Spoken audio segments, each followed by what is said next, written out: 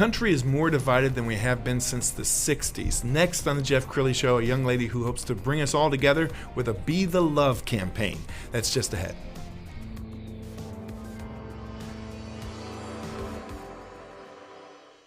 Many are predicting that the worst is yet to come, which is unfortunate, said one person here.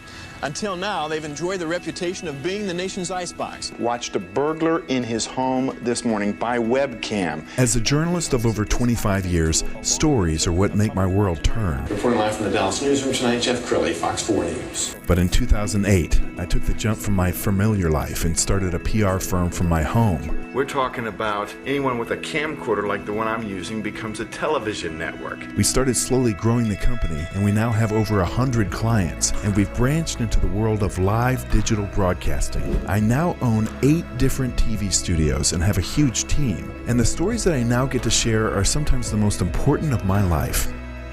Life has a funny way of coming around full circle. This is the Jeff Crilley Show. Boy, I can't think of a time since the 60s when the country has been so divided. We have everything from political divisiveness to protests to hashtag Me Too. We've got all this finger pointing. Wouldn't it be nice if we could just all kind of get centered and come back to where we know we should be? So that's why I invited Holly Carroccio on my show. She is with Be the Love campaign. Thank you for coming on the show. Thank you for having me. Well, I'm excited for you to share your journey because you're in financial services and you've got a very thriving practice. So what drew you to this campaign? So just like everyone else, I started seeing all the divisiveness on social media, and people that never were debating or fighting are now just calling each other names and just so angry. And just with the protests and Black Lives Matter and just all the things that are going on, I wanted to do something because I felt really helpless. And I thought, what can I personally do to, just one person at a time, create a movement that would be positive, that would create some social healing and really try to bring people back together. And it started with a bracelet. I want you to hold up your wrist and show us how it all began. And it just says simply "Be the Love," right? Yeah. So how did those words come into your mind? So I just started thinking about what would be a positive statement that would be short and simple but really resonating, and I wanted it to be around love, because I personally believe that love is a very superpower that we all have, and I think it is the power. And so I wanted to come up with that, and Be the Love just came to me, and the second I thought it, I was like, that is it.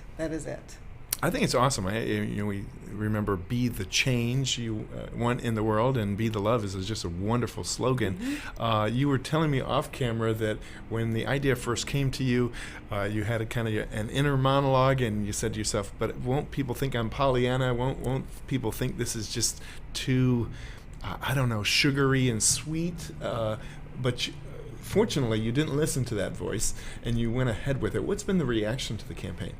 It's been super positive.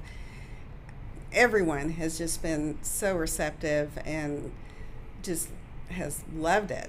And it started off with the wristband, and then I made a Facebook page where I could start posting some things and sharing some things.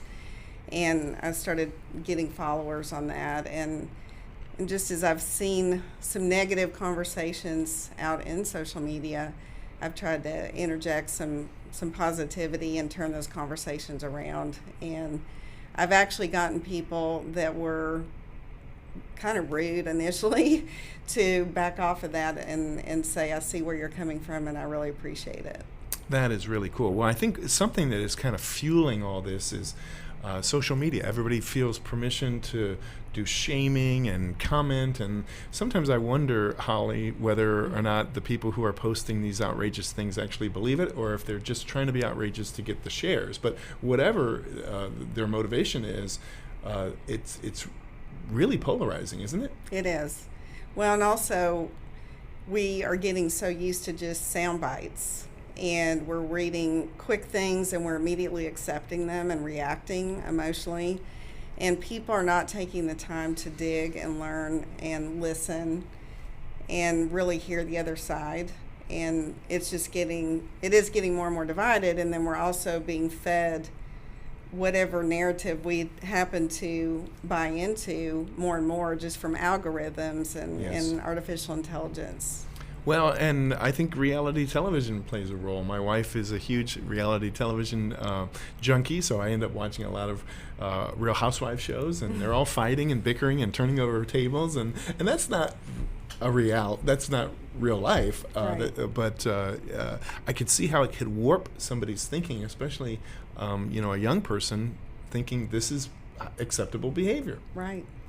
So I want to show a video that we found. I think this was posted on your Facebook page, and I want you to just kind of talk us through when you do these videos. What's your inspiration?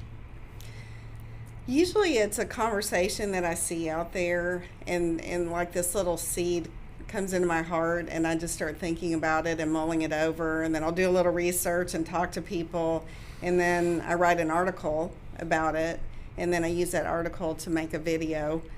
And this particular one that you're showing is about respect. And I think we've really lost our ability to respect one another and our differences.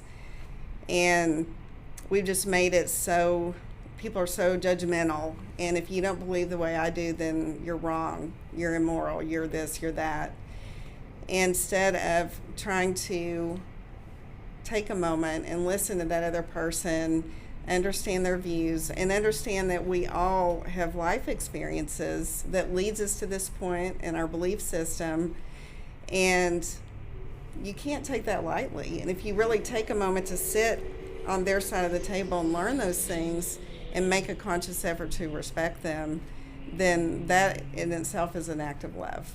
Well, I remember after the last election, there were stories on the news about people defriending other friends because they voted this way or that way, and I just can't imagine how we got here. I mean, we've all kind of slowly watched it happen, haven't we? Yeah, for sure. So how can people get involved? What do you want people to do? So what I want people to do is, first of all, acknowledge that we do have power in the spirit of love. And I personally feel like God calls us to that, and that is my inspiration. And so to show acts of love one moment at a time, one interaction at a time, one person at a time. And I would love for as many people as possible to have this bracelet and to pass them on to other people. You can find them on my Facebook page, which is @BeTheLove on Facebook. And they're also available at an Etsy store called Be the Love. And just follow the Facebook page and watch out for more, because we have really big plans to make this a campaign to support our community and other acts of kindness and love. Outstanding. Well, you are an inspiration in a world that desperately needs hope right now. Thank We're you. going to go ahead and put the Facebook page up again so you can start following and go ahead and contact Holly for a bracelet. Be the Love campaign on Facebook. Holly, thank you so much. This has been wonderful. Thank you, Jeff. Appreciate it. And that's it for now. We'll see you next time.